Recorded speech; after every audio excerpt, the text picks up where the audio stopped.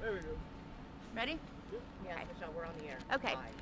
This is going to be our briefing for the day. I'm Michelle Bell from the Okeechobee County Sheriff's Office. Giving the briefing with me is Okeechobee County Fire Rescue Chief Ralph Franklin, and also with me is Fred Johnson from the National Weather Service out of Melbourne. I'll give a brief description of the perspective from the Sheriff's Office point of view, and then they'll each give theirs. As far as the Sheriff's Office part in the storm, we have pretty much wrapped up our investigative things out here. We did a secondary follow-up this morning with all the damaged victims. There was nothing further to report than what we have. The power restoration, 100% has been restored, with the exception of some of the damaged structures that the electricity can't get to them right away. Other than everybody else has theirs. As far as law enforcement involvement, we will be keeping watchful throughout this neighborhood until all the cleanup is done. We will have, again, law enforcement personnel out here at all times just to make sure that there are no looters. We would hope that somebody wouldn't do that, but you never know, so we will be on scene at all times. And at this point, I will turn it over to the chief. Once we're all done speaking, then we'll take questions. Okay? All right, thank you.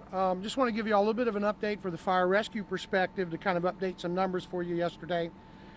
We did have one patient that was taken to Longwood Medical Center yesterday. That was from the original call at around 9:45 at the Kissimmee Prairie State Park. Also, according to local hospital, there was 3 additional people that drove themselves to the hospital, but once they were there, they opted not to have any treatment. They left on their own. Just to give you an update, we're still at the 17 structures total as far as damage goes, with 3 of them being completely destroyed. And then there was the additional 4 RVs associated with the Kissimmee State Park. I wanted to hand out a couple of phone numbers. If any citizens have any kind of questions, they can call our emergency management office, which is 863-763-3212, or they could call the fire rescue office, which is 863-763-5544. And then just to let you know that this is going to be our last briefing that we do from this event, so you're aware of that. And once we're done, I'll field any questions. I'm going to turn it over to Fred Johnson from the National Weather Service. Hi, good afternoon. Fred Johnson from the National Weather Service, and as they just mentioned, I'm from the Melbourne Forecast Office, and we're responsible for issuing the weather forecasts and the warnings for Okeechobee County. And I just wanted to first just give you a brief rundown of the warnings and what happened yesterday. Okay, at 8:35 was our first alert that was issued for northern Okeechobee County, and that was a significant weather alert for dime-sized hail and winds in excess of 40 miles an hour, and that was for the entire northern portion of the county. That was in effect till 9:30. Then at 9:22, we issued a severe thunderstorm warning for northern Okeechobee County, and that was in effect till 10:15 for winds 60 miles an hour and with gusts and nickel-sized hail. That was in effect till 10:15. But that was followed up briefly or shortly after with a tornado warning at 9:31 a.m. And again, this includes all of northern Okeechobee County, and that was in effect till 10:15. And that was the primary warning for Okeechobee County. We continued over to Indian River County with a tornado warning at 9:25 and at 10:12. Okay, so what did we find today? First of all, the environment yesterday was prime for tornadoes and severe weather. The storm that came through northern Okeechobee County was a very tall storm. It was 5 miles up into the atmosphere. It was just migrating eastward about 25 to 35 miles an hour, and it was up and down. So as it generated and then regenerated, it wasn't just one storm. It just was up and down with going through the storm cycle. When over in Kissimmee Prairie State Park, the RV vehicles we're estimating the winds at 80 miles an hour, and that looks like a downburst situation where a collapsing storm comes down, the winds come down, hit smack into the ground, and then fan out. And so that's what we believe overturned those vehicles and caused the tree damage in Kissimmee State Park. As we get over here, clearly this is the largest area of damage. We're still preliminary and working on our report, but we're going to grade this storm out as an EF3 on the enhanced Fujita scale. And what that means is the words that are used there is considerable damage, and we're estimating the winds to be on the low side there of 115 miles an hour. So if you look at this area, it looks like about a football field and a half wide, and we're still waiting for the Forestry Department to do an overflight to give us the entire path of the storm. And that's all I have for now. If it's 115 miles an hour, sir, does it go up? I mean, is that the strength, the solid strength, or is there just in excess of that? We're estimating 115, and that would be the maximum wind. Okay, and just a little more detail about the radar. We actually got a debris signature on this storm, so we were very confident that it was a tornado when it came through this area, and but yeah, 115, and that's equivalent. That's going to be close to a Category 3 hurricane.